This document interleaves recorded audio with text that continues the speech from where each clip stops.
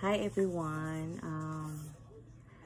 welcome back to my YouTube channel as Be the Info Hub channel. So for today's video guys, magre-review po ako about this glow goodies from Nutrition Goodies. So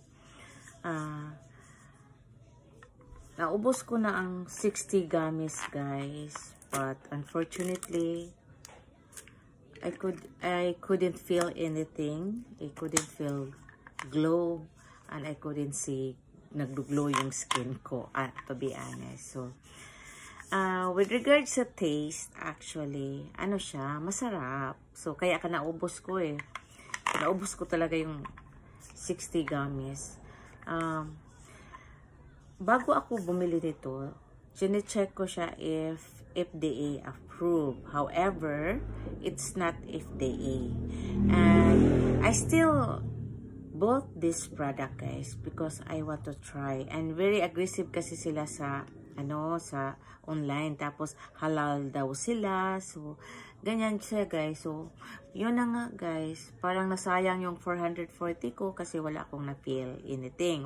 Hindi naglo-glow ang skin ko.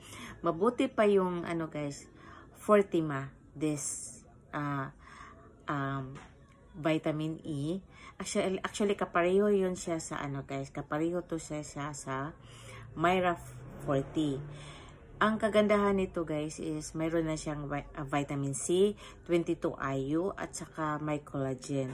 Mas maka-feel mo talaga kung uminom ka ng Fortima na mag-glow yung skin mo, hindi magda-dry yung skin mo. Magiging shiny siya. Nito as in nothing. So naubos ko na lang guys. As in wala talaga.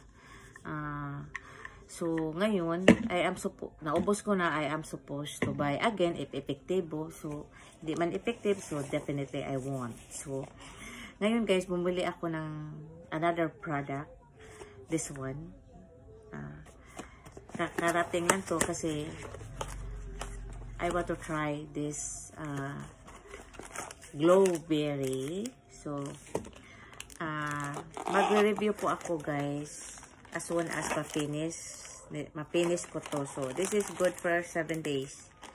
So, para sa akin, kung magtitake ka na collagen, glutathione is very good for your livers. Okay, so thank you for watching guys. Yun lang ang ko. So, I hope guys, makapag-review ako ulit. And see you on my next video.